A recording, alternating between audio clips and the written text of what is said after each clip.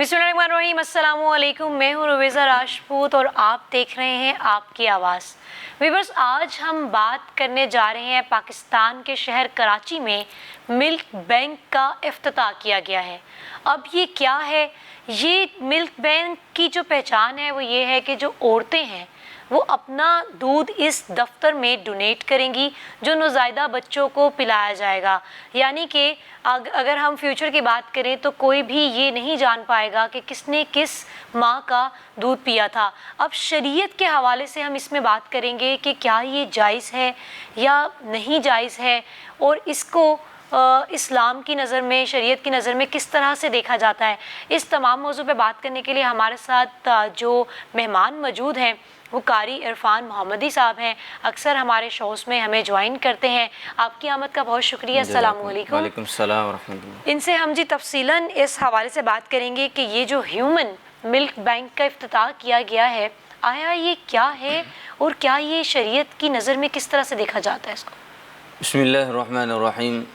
क़ाल अल्लाहु सुब्हानहु व तआला अल-यौम अकमलतु लकुम दीनकुम व अतममतु अलैकुम निअमती व रज़ीतु लकुमुल इस्लाम दीना। हज्जतुल विदा के मौका पर जब रसूलुल्लाह सल्लल्लाहु अलैहि वसल्लम ने आखिरी खुतबा इरशाद फरमाया तो कुरान मजीद की आयत नाज़िल हुई। अल्लाह ताला फरमाते हैं कि महबूब, हमने आज के दिन दीन इस्लाम को आपके ऊपर नाज़िल कर दिया। दीन इस्लाम मुकम्मल है, अतमम है, और जो पसंदीदा दीन अल्लाह सुब्हानहु व तआला ने रसूलुल्लाह सल्लल्लाहु अलैहि वसल्लम के ऊपर नाज़िल किया है उसमें सारे अहकाम व मसाइल वाज़ेह हैं। हमें ऐसे मसाइल बनाने की ज़रूरत नहीं कि जिससे मुआशरे में इंतशार पैदा हो, जो शरीयत के मुखालिफ मसाइल हों, बल्कि जब भी किसी मसले में इख्तलाफ होगा हमने ये देखना है कि आया कि ये मसला अल्लाह की तरफ से है या रसूलुल्लाह सल्लल्लाहु अलैहि वसल्लम की तरफ से है या बंदों का बनाया हुआ उसूल है। कुरान मजीद में अल्लाह ताला फरमाते हैं वमन युतिइल्लाह व रसूलहु फउलाइका मअल्लज़ीना अनअम अल्लाह। ऐ लोगो, तुम अल्लाह की इताअत करो और अल्लाह के रसूल की इताअत करो। अल्लाह के और उसके रसूल सल्लल्लाहु अलैहि वसल्लम के इताअत और फरमाबरदारी हमारे ऊपर फ़र्ज़ है। लेकिन ये जो कानून अभी एक बैंक का इफ्तिताह हुआ है, और अफसोस की बात यह है कि सरकारी सतह पर सिंध हुकूमत की निगरानी में ये काम हुआ।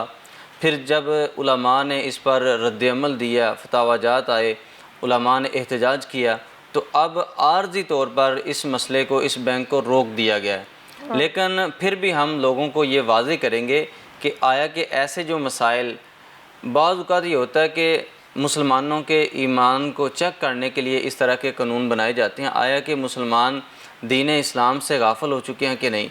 बाज़ औक़ात अल्लाह ताला की शान में गुस्ताखी की जाती है, कभी रसूलुल्लाह सल्लल्लाहु अलैहि वसल्लम की शान में गुस्ताखी की जाती है, और कभी ऐसे कवानीन बनाए जाते हैं जो शरीयत के मुखालिफ होते हैं। तो ये मुसलमानों के ईमानों को चेक किया जाता है। तो हमें चाहिए ये कि हम कुरान और सुन्नत का मुतालिया करें और कुरान और सुन्नत को अपनी ज़िंदगियों में नाफज करें। और ये जो मसला है ये शरीयत के लिहाज से बिल्कुल हराम है, गुनाह है। इससे बहुत सारे मसाइल पैदा होते हैं जो शरीयत ने हलाल किए हैं और हराम हो जाते हैं, जो शरीयत ने हराम किए हैं इसकी वजह से हलाल हो जाते हैं।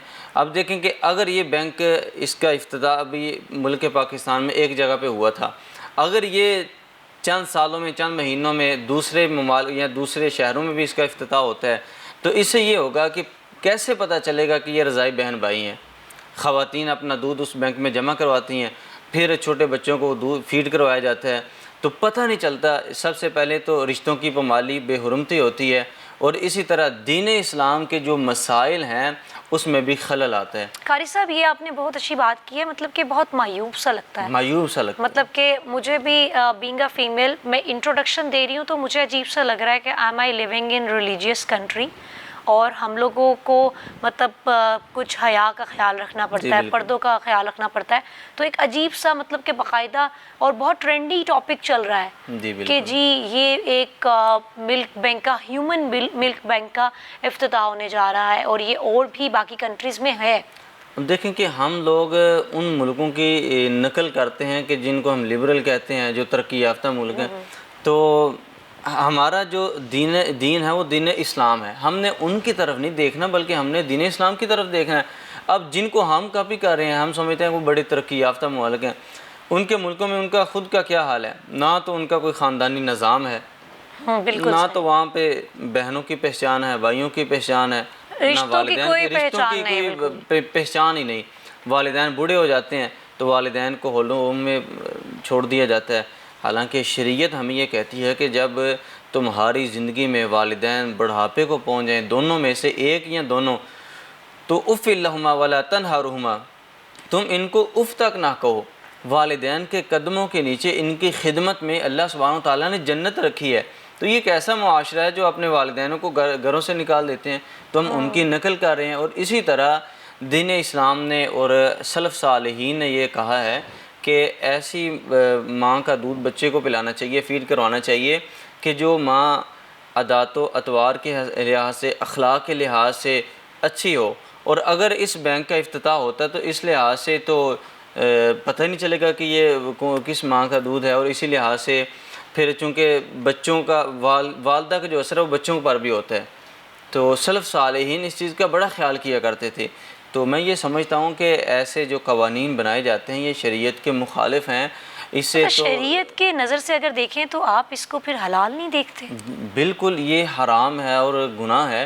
آپ دیکھیں کہ اگر ہم صرف فیڈ کی بات کریں تو عموماً دیکھا جاتا ہے کہ جیسے ماسی ہے تو وہ فیڈ کروا دیتی ہیں بچوں کو. ہم اپنے نبی پاک صلی اللہ علیہ وسلم کی بھی مثال لے لیں اگر، تو مطلب یہ تو ویسے دیکھا جاتا ہے، مطلب یہ تو باقاعدہ حلال ہے نا. بالکل اگر رضاعت دودھ پلانا بھی ہو کسی عورت کا رضاعت میں، تو اس میں یہ ہم دیکھیں گے کہ ہمیں پتہ ہوتا ہے کہ یہ بیٹا جو ہے یہ رضاعی بھائی ہے یا رضاعی بیٹا ہے کسی کا. تو اس لحاظ سے تو بالکل پتہ ہی نہیں چلتا کہ آیا کہ کس کا رضاعی بھائی ہے، کس کے یہ رضاعی بیٹا ہے. اب دیکھیں کہ فار ایگزامپل اگر ایک عورت 500 لوگوں کو دودھ پلاتی ہے، تو اب وہ 500 جو بچے ہیں ان میں بچیاں بھی ہیں، ان میں بچے بھی ہیں، تو وہ آپس میں رضاعی بہن بھائی ہیں. تو اب کیسے پتہ چلے گا کہ ان میں کون سے رضاعی بہن بھائی ہیں؟ تو جب رضاعی بہن بھائی ہوتے ہیں تو پھر ان کا نکاح بھی نہیں ہو سکتا. رضاعت کیسے ثابت ہوتی ہے؟ رضاعت دودھ پلانے سے ثابت ہوتی ہے. اور جس طرح کہ صحیح مسلم کی حدیث ہے، سیدہ عائشہ رضی اللہ تعالیٰ عنہ کہتی ہیں کہ پہلے قرآن مجید کا یہ اصول تھا کہ اگر ایک عورت کسی بچے کو 10 مرتبہ دودھ پلاتی تو اس سے رضاعت ثابت ہوتی تھی. پھر اس حکم کو منسوخ کر دیا گیا اور اس کی بنا پر دوسرا حکم یہ ہوا کہ اگر ایک عورت 5 مرتبہ کسی بچے کو فیڈ کرواتی ہے اور فیڈ اس طریقے سے کرواتی ہے کہ بچہ اچھی طرح غذا حاصل کرتا ہے، دودھ پیتا ہے، تو 5 مرتبہ دودھ پینے سے صحیح مسلم کی حدیث سیدہ عائشہ رضی اللہ تعالیٰ سے مروی ہے کہ اس سے رضاعت ثابت ہوتی ہے. تو اب رضاعی بہن بھائی جو ہیں تو ان کا آپس میں بالکل نکاح بھی نہیں ہو سکتا. مطلب شادی کا کیا حکم ہے رضاعی بہن بھائیوں میں؟ رضاعی نہیں، بہن بالکل نہیں ہو سکتا نکاح. بالکل آپس میں جو ہے نا رضاعی بہن بھائی کا نکاح نہیں ہو سکتا. جس طرح قرآن مجید میں سورہ النساء میں اللہ تعالیٰ فرماتے ہیں حرمت علیکم امہاتکم و بناتکم و خواتکم و عماتکم و خالاتکم و بنات الاخ و بنات الاخت و امہاتکم التی ارضعنکم و خواتکم من الرضاعہ. اللہ تعالیٰ فرماتے ہیں کہ جس طرح تمہارے اوپر تمہاری مائیں حرام ہیں، تمہاری بہنیں حرام ہیں، تمہاری خالیں حرام ہیں، اسی طرح تمہارے اوپر وہ عورتیں بھی حرام ہیں جن کا تم نے دودھ بھی ہے، اور وہ بہنیں بھی، وہ بیٹیاں بھی حرام ہیں جو تمہاری رضاعی بہنیں ہیں. تو رضاعی بہن بھائی کا آپس میں نکاح نہیں ہو سکتا. حضرت رسول اللہ صلی اللہ علیہ وسلم کو صحابہ کرام نے کہا کہ اللہ کے نبی آپ حضرت حمزہ رضی اللہ تعالیٰ عنہ کی بیٹی سے نکاح کر لیں. تو رسول اللہ صلی اللہ علیہ وسلم نے فرمایا کہ حمزہ میرے چچا زاد یعنی کہ میرے رضاعی بھائی ہیں، تو ان کی بیٹی سے تو میرا نکاح ہی نہیں ہو سکتا. تو اللہ کے رسول صلی اللہ علیہ وسلم نے بھی اس سے منع کر دیا. اور اگر رضاعی بہن بھائی کا نکاح ہوتا ہی نہیں، اگر غلطی سے پتہ نہیں چلا کہ یہ رضاعی بہن بھائی ہیں، ان کا نکاح ہو جاتا ہے، تو جب ان کو پتہ چلے تو اسی وقت ان کو علیحدگی اختیار کر لینی چاہیے. اچھا، معلوم ہونے کے بعد علیحدگی اختیار کر لینی فوراً چاہیے؟ علیحدہ. پہلی تو بات یہ ہے کہ ایسا تو نکاح ہوتا ہی نہیں ہے شریعت کے لحاظ سے. معلوم نہ ہو تو پھر معلوم نہ ہو، غلطی کی وجہ سے اگر ایسا ہوا ہے تو جب ان کو پتہ چلا تو اسی وقت ان کو چاہیے کہ وہ علیحدگی اختیار کر لے. جیسا کہ صحیح بخاری کی حدیث ہے، عقبہ بن حارث رضی اللہ تعالیٰ عنہ نے نکاح کیا اور کچھ عرصے کے بعد ان کے پاس ایک سیاہ فام عورت آئی. وہ کہنے لگی کہ عقبہ آپ نے جس عورت سے نکاح کیا ہے اس کو بھی میں نے فیڈ کروایا اور آپ کو بھی میں نے فیڈ کروایا ہے، آپ تو رضاعی بہن بھائی ہیں، تو آپ کا تو نکاح ہی نہیں ہو سکتا. عقبہ بن حارث رضی اللہ تعالیٰ کو اس مسئلے کا نہیں پتہ تھا. وہ سفر کر کے رسول اللہ صلی اللہ علیہ وسلم کے پاس ہے، اللہ کے نبی میں نے نکاح کیا ہے، اور نکاح کے بعد اس طرح میرے پاس ایک عورت آئی، وہ کہتی ہے کہ آپ کا تو نکاح ہی درست نہیں ہے، آپ رضائی بہن بھائی ہیں۔ تو رسول اللہ صلی اللہ علیہ وسلم نے فرمایا کہ ہاں بالکل آپ کا نکاح درست نہیں ہے۔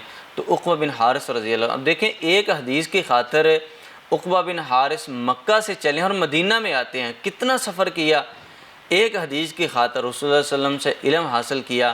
یہاں پر ہم حدیث کی خاطر نہ تو محنت کرتے ہیں، نہ کوشش کرتے ہیں، نہ قرآن کو سمجھنے کی کوشش کرتے ہیں، نہ قرآن مجید کا فہم حاصل کرتے ہیں، نہ قرآن مجید کا ترجمہ پڑھتے ہیں۔ تو عقبہ بن حارث رضی اللہ عنہ پہلے مدینہ گئے، پھر مکہ میں آئے، مکہ میں آ کے اسی وقت اپنی بیوی سے علیحدگی اختیار کر لیتے ہیں، کیونکہ ان کو اس مسئلے کا پتہ نہیں تھا۔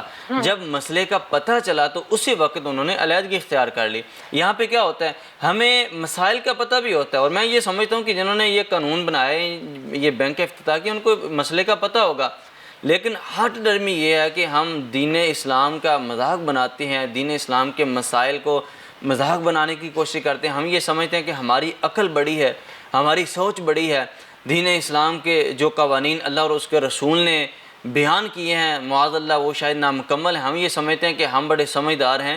تو اس لیے جہاں پہ اللہ اور اس کے رسول کے فرمودات آ جائیں وہاں پہ انسان کو یہ چاہیے کہ اپنی عقل کو بھی چھوڑ دے، اپنے فہم کو بھی چھوڑ دے اور دین اسلام پر عمل کرے۔ بے شک۔ اچھا قاری صاحب، رضاعت کبیر اگر ہم بات کریں، اس کا کیا حکم ہے؟ رضاعت کبیر کا یہ مطلب یہ ہے کہ بڑی عمر کا جو بچہ وہ فیڈ کرنا، اور اس سے بھی آیا کہ یہ رضاعت ثابت ہوتی ہے کہ نہیں۔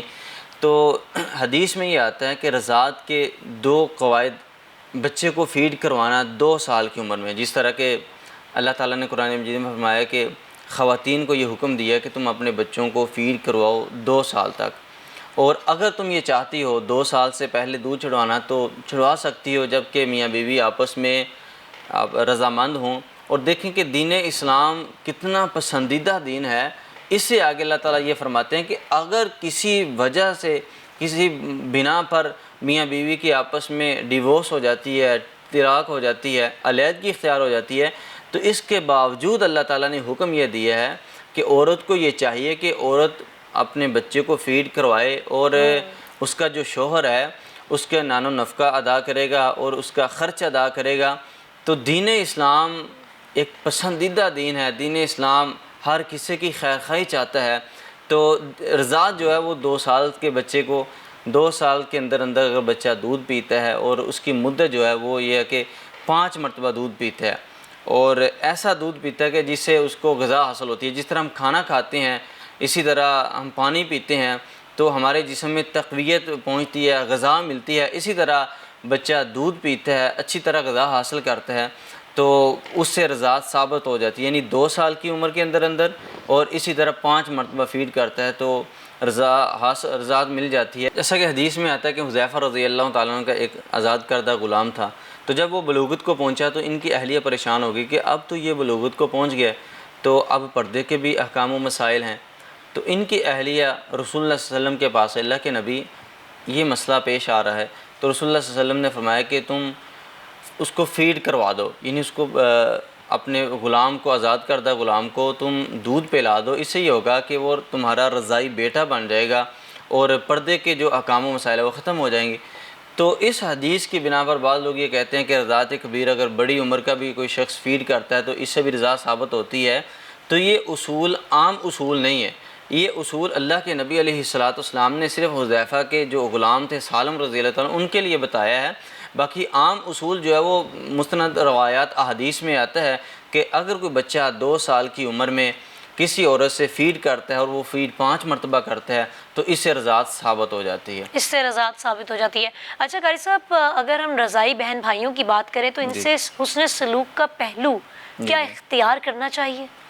بالکل، رضائی بہن بھائیوں کے ساتھ حسن سلوک اختیار کرنا، جس طرح کہ دوسرے لوگوں کے ساتھ ہم حسن سلوک کرتے ہیں، اسی طرح سب سے پہلے حق یہ بنتا ہے کہ اپنے قریبی رشتہ داروں کے ساتھ حسن سلوک کریں، جس طرح اللہ تعالیٰ فرماتے ہیں وَاعْبُدُوا اللَّهَ وَلَا تُشْرِكُوا بِهِ شَيْئًا وَبِالْوَالِدَيْنِ إِحْسَانًا، کہ اللہ تعالیٰ تمہیں حکم یہ دیتے ہیں کہ تم اللہ کی عبادت کرو، اس کے علاوہ کسی کو شریک نہ ٹھہراؤ، پھر والدین کے ساتھ حسن سلوک کرو، بہن بھائیوں کے ساتھ، رشتہ داروں کے ساتھ۔ تو رضائی بہن بھائیوں کے ساتھ بھی صلہ رحمی حسن سلوک کرنا، گویا کہ جتنے بھی عزیز و اقارب ہیں، رشتہ دار ہیں، ان کے ساتھ صلہ رحمی کرنا، اچھے طریقے سے ان کے ساتھ پیش آنا، اچھے اخلاق کے ساتھ ان کے ساتھ پیش آنا۔ ابو الاحوص رضی اللہ تعالیٰ عنہ حدیث میں آتا ہے، یہ رسول اللہ صلی اللہ علیہ وسلم کے پاس آئے اور آ کے کہتے اللہ کے نبی، میرے رشتہ دار جو ہیں میں ان کے ساتھ حسن سلوک کرتا ہوں، وہ میرے ساتھ قطع تلقی کرتے ہیں۔ تو کہتے اللہ کے نبی اب تو میں نے یہ سوچ لیا ہے کہ آج کے بعد میں نے کبھی ان کے ساتھ صلہ رحمی نہیں کرنی، اگر ان کو کسی چیز کی ضرورت ہوتی ہے تو میرے پاس آتے ہیں، میں ان کو دے دیتا ہوں، جب مجھے کسی چیز کی ضرورت پڑتی ہے تو میں ان کے پاس جاتا ہوں، مجھے نہیں دیتے۔ تو میں نے یہ فیصلہ کیا کہ آج کے بعد میں نے بھی ان کی ضرورت کو پورا نہیں کرنا۔ تو رسول اللہ صلی اللہ علیہ وسلم نے فرمایا کہ تم ان کی ضرورت کو پورا کرتے ہو، اس پر اللہ سبحانہ وتعالیٰ تمہیں اجر دیتے ہیں۔ تو صلہ رحمی کرنا تمام لوگوں کے ساتھ، حدیث قدسی ہے کہ جب اللہ تعالیٰ نے زمین و آسمان کو پیدا کیا تو صلہ رحمی کو پیدا کیا، اور اللہ نے حکم یہ دیا کہ صلہ رحمی تو دنیا میں جا۔ صلہ رحمی اللہ کے عرش کے ساتھ چمٹ گئی کہ اللہ میں دنیا میں کیسے جاؤں، دنیا میں جاؤں گی لوگ مجھے توڑ دیں گے، قطع تعلقی کریں گے۔ تو اللہ تعالیٰ نے فرمایا کہ تو دنیا میں جا، جو تجھے جوڑے گا میں اسے جوڑ دوں گا، جو تجھے توڑے گا میں اسے توڑ دوں گا۔ تو صلہ رحمی جو کرتا ہے اللہ کے ہاں وہ بندہ بڑا پسندیدہ ہے، اللہ کا قرب حاصل ہوتا ہے۔ نبی مکرم صلی اللہ علیہ وسلم نے فرمایا لا يدخل الجنت قاطع، قطع تعلقی کرنے والا کبھی جنت میں نہیں جائے گا۔ تو صلہ رحمی کرنا، اب دیکھیں ہم نمازیں بھی پڑھتے ہیں، روزے بھی رکھتے ہیں، زکوٰۃ بھی دیتے ہیں، تمام اعمال کرتے ہیں، صدقہ و خیرات بھی کرتے ہیں، لیکن ہمیں نہیں پتہ کہ ہمارا عمل یہ اللہ نے قبول کیا کہ نہیں کیا۔ بے شک بے شک۔ ہم جی ایک شارٹ سے بریک سے واپس آتے ہیں اور اپنی گفتگو کا سلسلہ جاری رکھیں گے، ہمارے ساتھ رہیے۔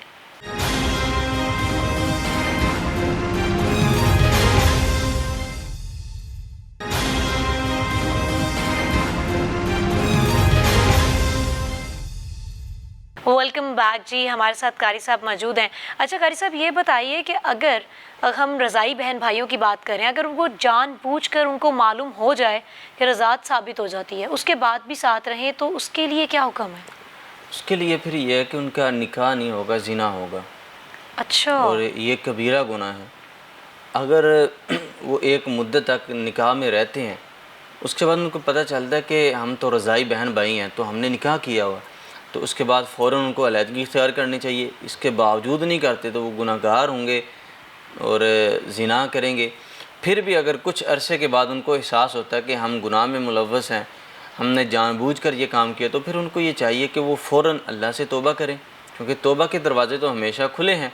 قرآن مجید میں اللہ تعالیٰ فرماتے ہیں وَسَارِعُوا إِلَىٰ مَغْفِرَةٍ مِّن رَبِّكُمْ، اے لوگو تم جلدی کرو اللہ کی رحمت کی طرف، اللہ کی بخشش کی طرف، اور جو اللہ سے ڈر جاتا ہے اللہ تعالیٰ جو اسے معاف کر دیتے ہیں۔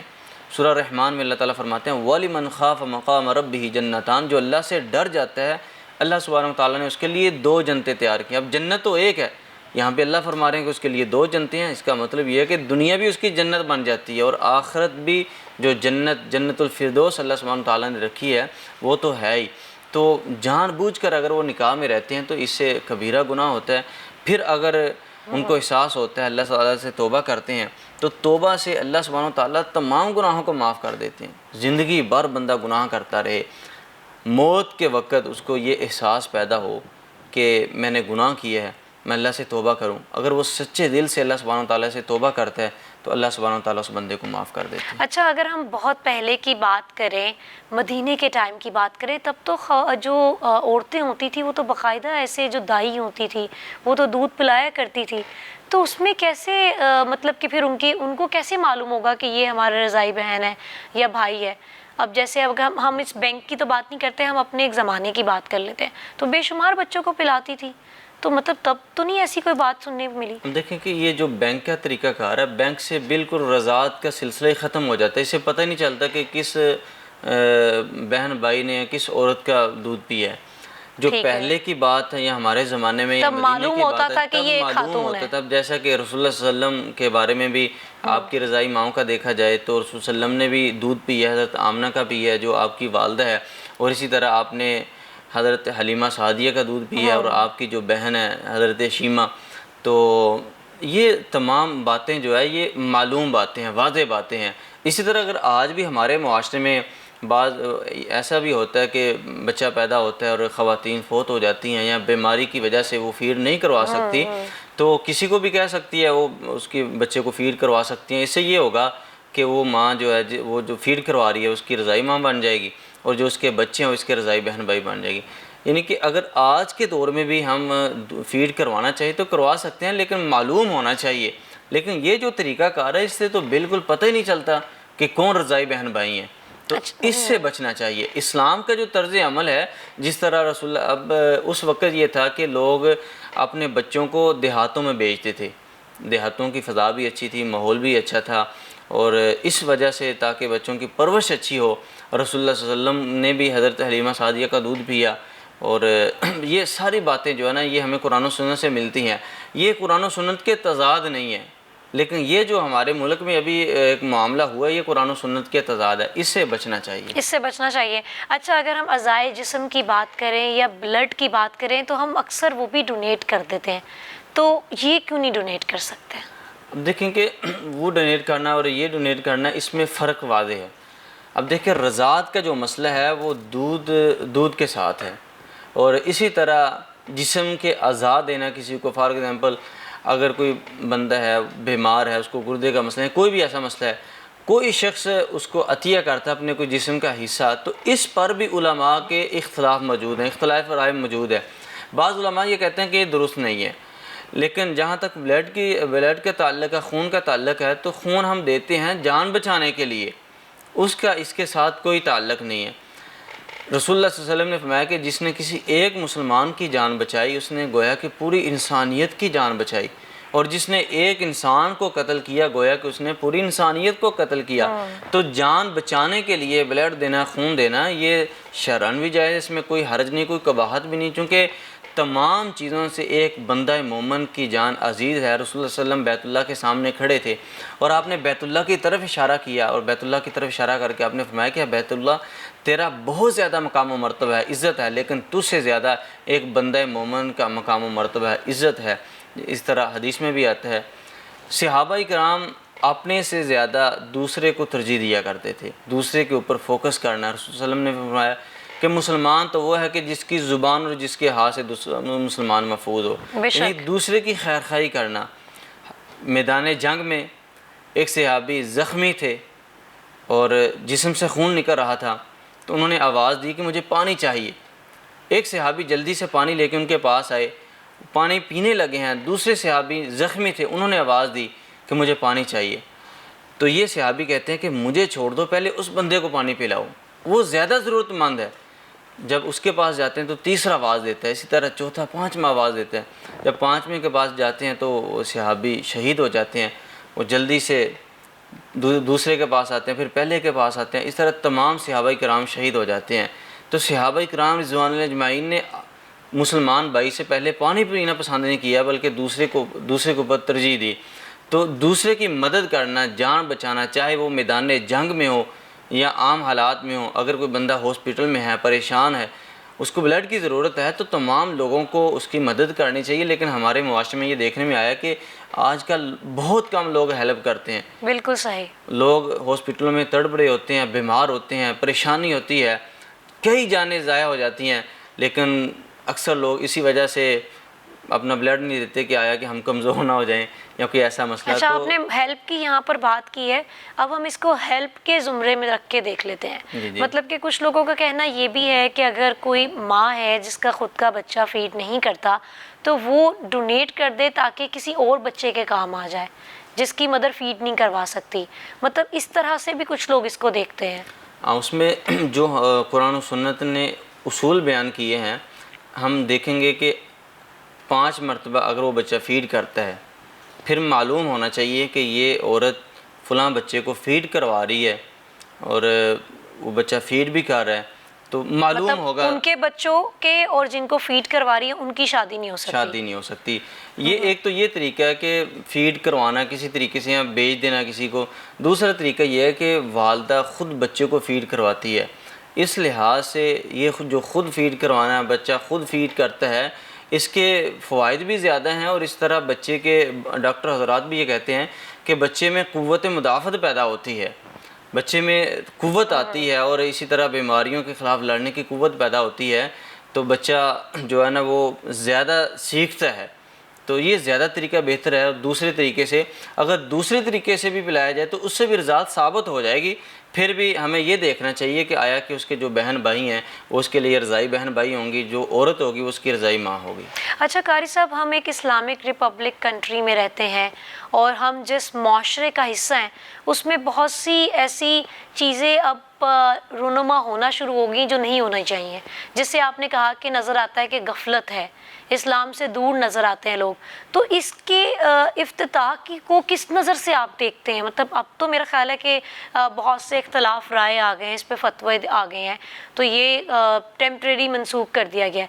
لیکن جب یہ کمیٹی بنی ہوگی اور آبویسلی وہاں پر ایک کمیشن بیٹھی ہوگی جنہوں نے یہ انوگریشن کرنے کا سوچا ہوگا, اور ہم انوگریشن تبھی کرتے ہیں جب پلان بن چکا ہوتا ہے نا, تبھی افتتاح کرتے ہیں.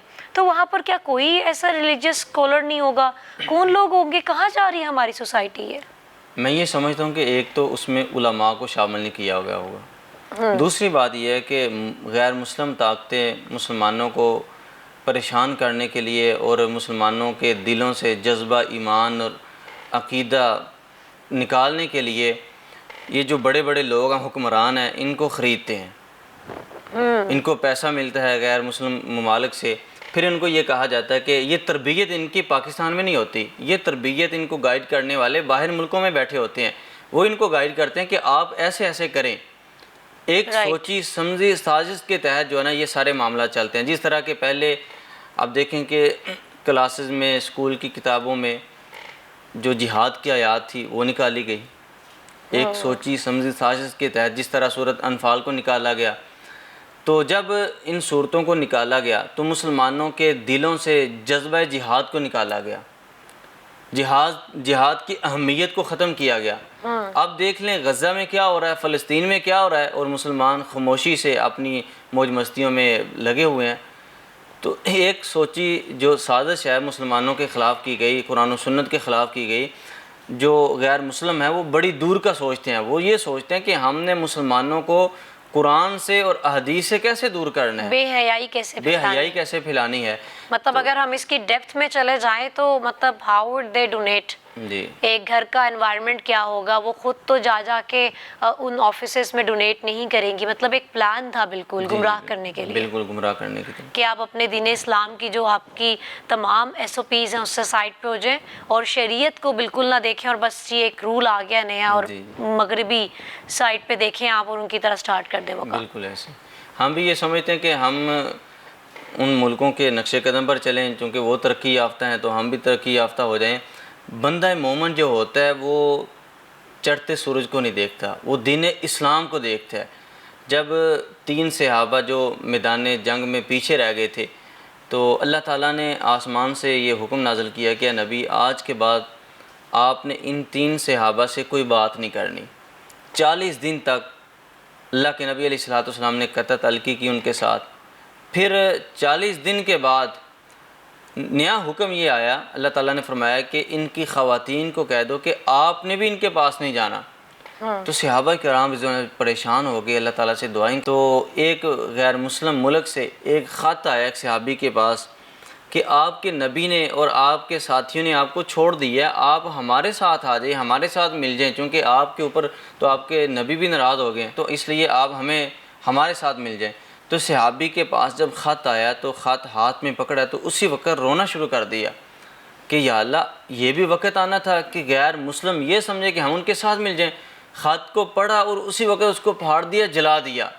تو بندہ مومن کو اپنا ایمان اس طرح بنانا چاہیے کہ وہ غیر مسلم جو بیٹھے ہیں, جو قرآن و سنت کے خلاف سازشیں کرتے ہیں, جو قرآنی آیات کو کتابوں سے سلیبس سے نکالنے کی بات کرتے ہیں, ہم نے ان کے پیچھے نہیں چلنا, ہم نے قرآن و سنت کے پیچھے چلنا ہے. اور جب بھی کوئی کمیٹی بنے یا کسی بھی کام میں تو میں یہ سمجھتا ہوں کہ علماء کو بھی ساتھ میں شامل کرنا چاہیے تاکہ علماء ہمیں بتا سکیں کہ یہ کام قرآن و سنت کے مخالف ہے اور یہ مسئلہ جو ہے یہ قرآن و سنت کے مطابق ہے. قاری صاحب اکثر دیکھا جاتا ہے کہ بہت سے فیصلوں میں علماء جو ہیں اختلاف کرتے ہیں, اس لیے شامل نہیں کیا جاتا.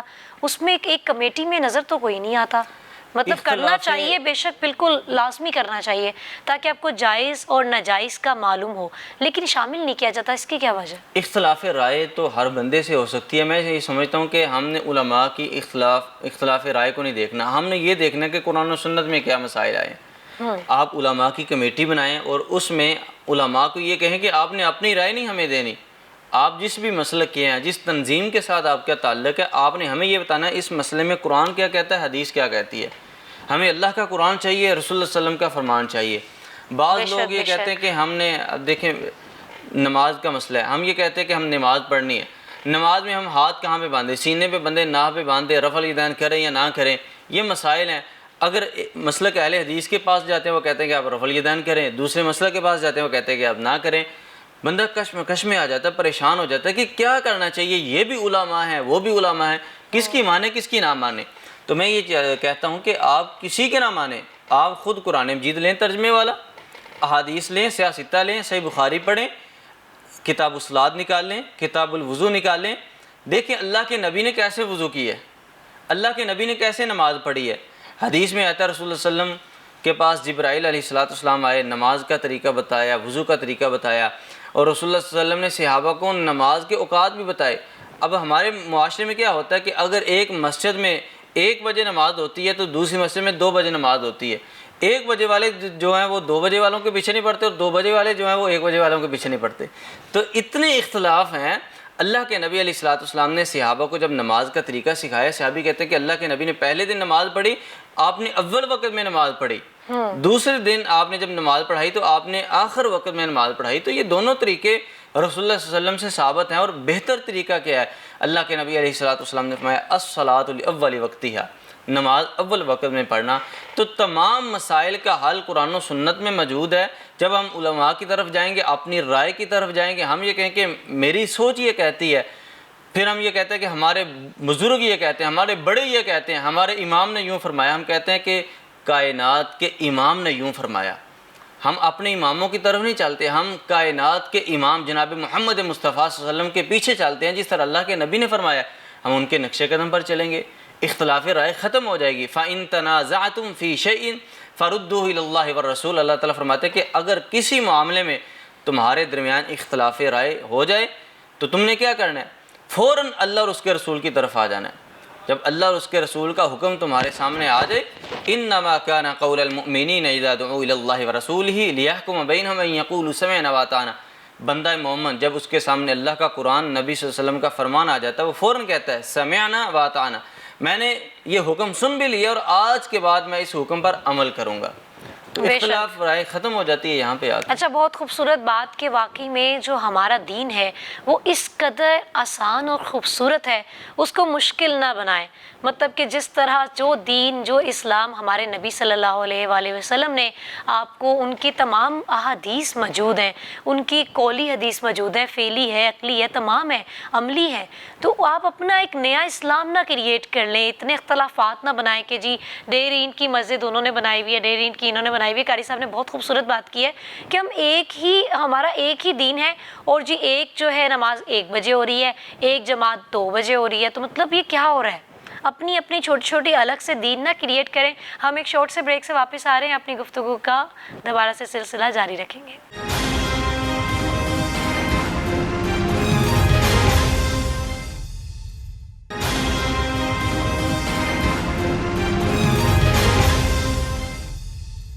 ویلکم بیک جی. یہاں پر جی ہم بات کر رہے تھے ہیومن ملک بینک کے حوالے سے، جس کو میں تو خیر بہت عجیب نظر سے دیکھ رہی ہوں ابھی تک، اور تھینک گاڈ کہ اس کے اوپر فتوے لگ گئے ہیں. ابھی قاری صاحب ہمارے ساتھ موجود ہیں. اچھا قاری صاحب، مجھے یہ بتائیے کہ جب بھی ہماری ہم گورنمنٹ کے حوالے سے بات کرتے ہیں کہ جب بھی ہماری گورنمنٹ اس طرح کا کوئی ڈیسیژن لیتی ہے یا کوئی پری پلان چل رہا ہوتا ہے تو اس میں کبھی بھی کسی علماء کی رائے نہیں شامل کی جاتی ہے.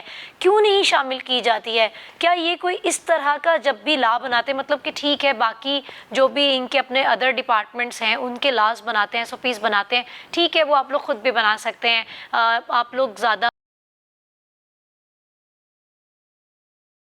جب اس طرح کے ہمارے دین کو ٹچ کرتے ہیں، جو ریلیٹ کرتے ہیں وہ ٹاپکس پہ جب یہ لوگ بات کرتے ہیں، ان کے لیے کوئی لا بنایا جاتا ہے تو اس میں کسی علماء کو شامل نہیں کیا جاتا، ان حکمرانوں کو کیا کہنا چاہیں گے آپ؟ میں یہ سمجھتا ہوں کہ ہر کمیٹی میں علماء کو شامل کرنا چاہیے۔ علماء اس معاشرے کا وہ طبقہ ہے کہ جنہوں نے اس ملک کے لیے قربانیاں دی ہیں۔ جب پاکستان بنا تو کتنے لوگ ایسے تھے کہ جنہوں نے اپنے جسم کی قربانیاں دے دیں، کتنے مسلمان ایسے تھے، علماء ایسے تھے کہ جو اس ملک کے لیے اپنے آپ کو جنہوں نے قربان کر دیا۔ تو آج جب یہ ملک بن چکا ہے تو یہاں پر قوانین یہود و نصارہ کے اپلائی ہو رہے ہیں، تو ہمیں یہ چاہیے کہ ہم ان کو چھوڑ کر اپنے علماء کو ساتھ لے کے چلیں۔ جو مسائل ہوں ہم علماء سے پوچھیں بھئی ہمیں اس معاملے میں، اس مسئلے میں ہماری رہنمائی کی جائے۔ لیکن افسوس کا مقام یہ ہے کہ ہماری حکومت، ہمارے حکمران جو ہے وہ علماء کو پیچھے رکھتے ہیں، آگے نہیں آنے دیتے، سازش کے تحت کہ اگر علماء آگے اسمبلیوں میں آگے، سینٹ میں چلے گئے تو پھر علماء نے جا کے سود کی بھی مخالفت کرنی ہے، رشوت کی بھی مخالفت کرنی ہے۔ ہمارے ملک میں زنا کے اڈے ہیں، شراب عام چل رہی ہے، تو علماء نے تو ان چیزوں کو روکنا ہے۔ علماء ان چیزوں کی حمایت تو نہیں کر سکتے۔ ایک عالم جو اللہ کا بندہ ہے وہ اللہ سے ڈرنے والا اور اللہ کے قانون کو، اللہ کے حکم کو عام کرنے والا ہوتا ہے۔ تو یہ جو ہمارے حکمران ہیں یہ اسی لیے علماء کو آگے نہیں آنے دیتے، اور افسوس کا مقام یہ ہے کہ ہماری اسمبلیوں میں وہ لوگ ہیں کہ جن کو قرآن پڑھنے نہیں آتا۔ قرآن پڑھنے کی تو دور کی بات ہے، جن کو سورۃ الاخلاص پڑھنے نہیں آتی تھی، ایسے حکمران بھی ہماری اسمبلیوں میں جا چکے ہیں۔ تو ایسے حکمرانوں سے ہمیں بچنا چاہیے کہ جن کا نماز کے ساتھ کوئی تعلق نہیں ہے، جن کا دین کے ساتھ کوئی تعلق نہیں ہے، بس یہ نام کے مسلمان ہیں۔ قرآن کیا کہتا ہے ہمیں، حدیث کیا کہتی ہے؟ نبی علیہ الصلوۃ والسلام نے فرمایا بین العبد و بین الشرک ترک الصلاۃ، بندہ مومن کے درمیان اور کافر کے درمیان فرق کرنے والی چیز نماز ہے۔ دیکھیں اسمبلیوں میں جا کے، ابھی ایک ویڈیو میں نے دیکھی چند دن پہلے کہ اسپیکر صاحب کہہ رہے ہیں کہ بھئی نماز کا ٹائم ہو گیا، ہم نماز پڑھ لیتے ہیں۔ تو وہاں پہ ایک MNA صاحب کہہ رہے ہیں کہ بھئی جنہوں نے پڑھنی ہے وہ جا کے نماز پڑھ لیں، ہم اپنا جو سیشن ہے یہ جاری رکھیں گے۔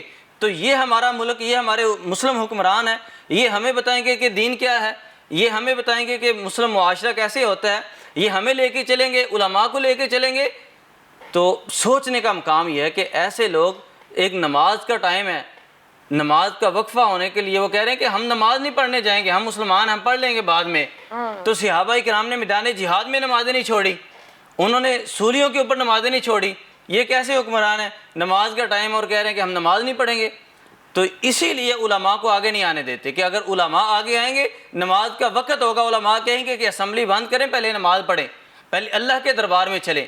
تو ہمارے حکمرانوں کو یہ سوچنا چاہیے کہ ہر کام سے پہلے آپ نے جو بھی فیصلہ کرنا ہے، علماء کی کمیٹی ہونی چاہیے، تمام مسالک کی علماء کے، بڑے بڑے جو علماء ہیں ان کو اکٹھا کیا جائے، ان کی کمیٹی بنائی جائے، پھر ان سے مشورہ کیا جائے کہ ہمیں حضرت اس حوالے سے آگاہ کیا جائے کہ آیا کہ ہم جو کام کر رہے ہیں یہ قرآن و سنت کے مخالف تو نہیں کر رہے۔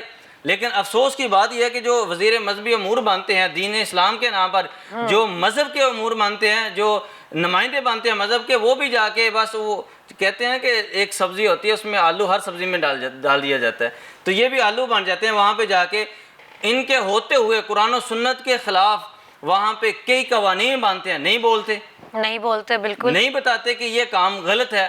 جب علماء احتجاج کرتے ہیں اس وقت یہ کہتے ہیں کہ بھئی ٹھیک ہے یہ کام۔ اچھا، علماء کو شامل بھی اس لیے نہیں کیا جاتا کہ بعض لوگ کہتے ہیں کہ اختلاف کریں گے، یہ مسئلے کریٹ کریں گے، مطلب کہ بھائی وہ مسئلے کریٹ نہیں کریں گے، وہ آپ کو سیدھی راہ دکھا رہے ہیں، صراط مستقیم دکھا رہے ہیں بھائی آپ کو۔ یہ بھی ایک فتنے کی راہ ہے کہ یہ کہہ کے علماء کو پیچھے کر دیا جاتا ہے کہ یہ اختلاف رائے قائم کریں گے۔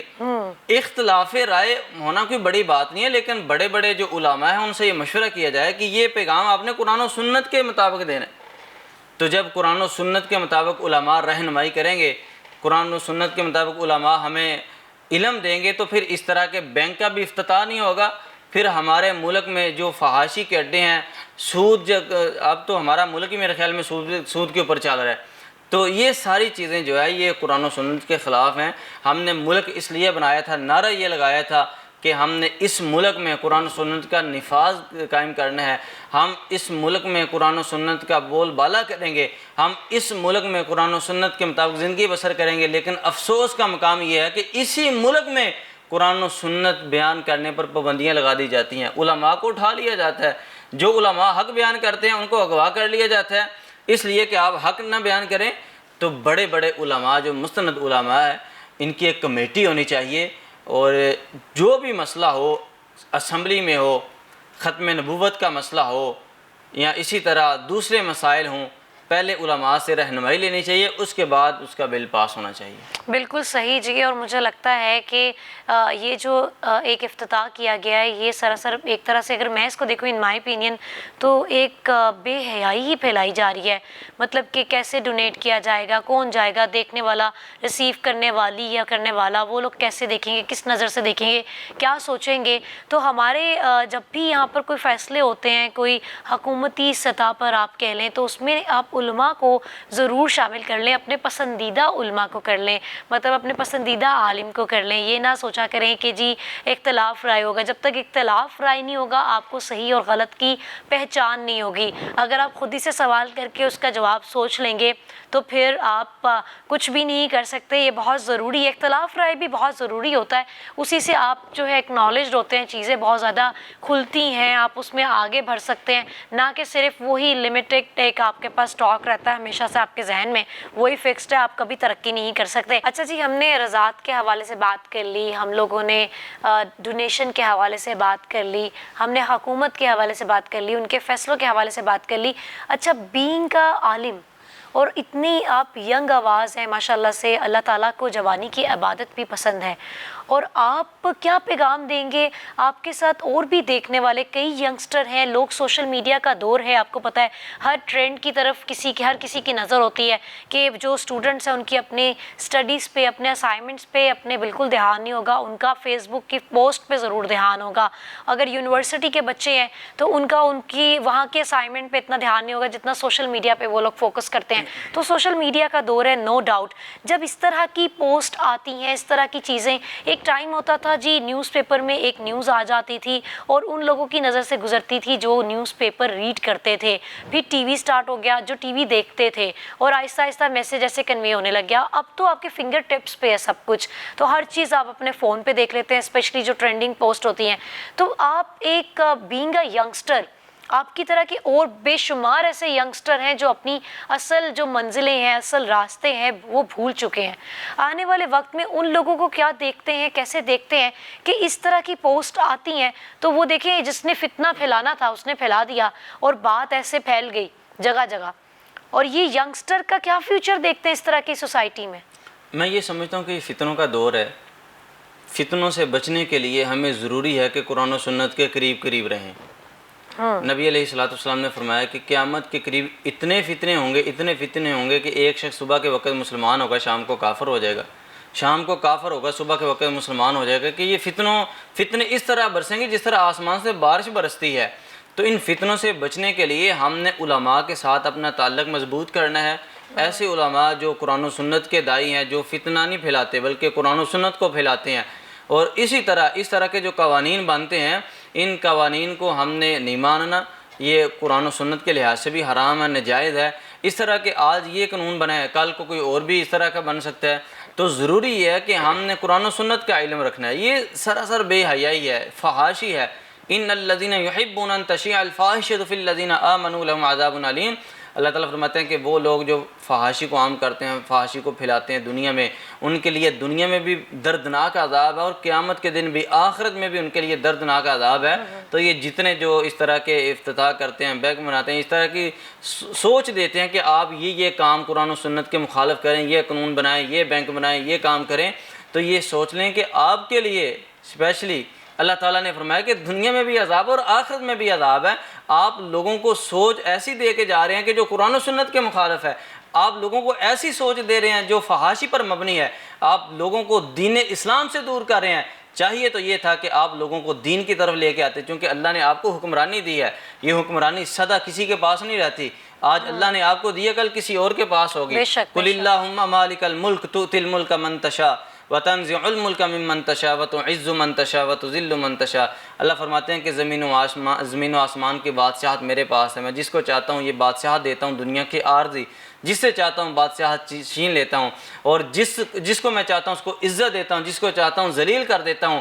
اگر اللہ نے آپ کو حکمرانی دی ہے، اللہ نے آپ کو وسائل دیے ہیں، اللہ تعالیٰ نے آپ کے سامنے یہ تمام چیزیں رکھی ہیں، تو آپ کو یہ چاہیے کہ آپ لوگوں کو دین کی طرف لے کے آئیں، نہ کہ لوگوں کو قرآن و سنت سے دور کریں۔ اگر آپ قرآن و سنت سے دور کریں گے، یاد رکھیں جب تک یہ فحاشی پر مبنی کام چلتے رہیں گے، اس میں جتنا گناہ ہوگا آپ بھی اس میں برابر کے ملوث ہوں گے۔ اس لیے اس طرح کے جو قوانین ہوتے ہیں اس سے بچنا چاہیے۔ قرآن و سنت کے جو مطابق قوانین ہوں ان کو، اب دیکھیں کہ نماز کے متعلق ایسے قوانین ہونے چاہیے کہ آپ نماز کی پابندی کریں، جو نماز کی پابندی نہ کرے اس کو سزا دی جائے۔ اسی طرح جو سودی کاروبار کرتا ہے اس کو سزا ہونی چاہیے۔ شراب پر مکمل پابندی ہونی چاہیے، لیکن یہاں پہ پرمٹ دیے جاتے ہیں، یہ بھی ختم ہونے چاہیے۔ اس طرح کے کام کریں اگر اللہ نے آپ کو حکمرانی دی ہے، تاکہ آپ کی دنیا بھی بہتر ہو اور آپ کی آخرت بھی بہتر ہو۔ بہترین جی، بے شک بالکل صحیح آپ نے عرض کیا، فرمایا۔ اچھا، اس کی وجہ صرف یہ ہے کہ آپ قرآن سے، سنت سے، اپنے دین اسلام سے بہت دور ہوتے چلے جا رہے ہیں۔ کوشش کریں کہ اپنی سراؤنڈنگ کی جو گیدرنگز ہیں وہ اچھی رکھیں، کیونکہ صحبت کا بہت زیادہ اثر ہوتا ہے۔ تو اچھی صحبت میں بیٹھیں، اچھی سٹڈیز کریں، اور یاد ہمیشہ رکھیں کہ آپ ایک مسلمان ہیں، اور جب بھی اس طرح کے کوئی ڈیسیجنز لے رہے ہوں، آپ کوئی بھی نئے SOPs بن رہے ہوں، تو اس میں صرف اتنا سا ذہن پہ اپنے زور ڈالیں، گہرائی میں سوچیں کہ اعمال اپنے ہیں۔ آپ اکیلے آئے تھے، آپ نے اکیلے جانا ہے، آپ نے فلانے کے اعمال کا حساب نہیں دینا، آپ نے اپنے اعمال کا حساب دینا ہے۔ تو آپ ابھی اتنے کمزور مسلمان نہ بنے کہ آپ وہ لاسٹ والی ایک جو سٹیپ ہے اس کو یاد رکھیں کہ جی ہم نے دل سے برا جاننا ہے۔ بھرپور کوشش کیا کریں، بھرپور مخالفت کیا کریں، جو بھی چیز آپ کے قرآن اور سنت کے خلاف جاری ہو۔ اپنی میزبان کو اجازت دیجیے، اللہ نگہبان۔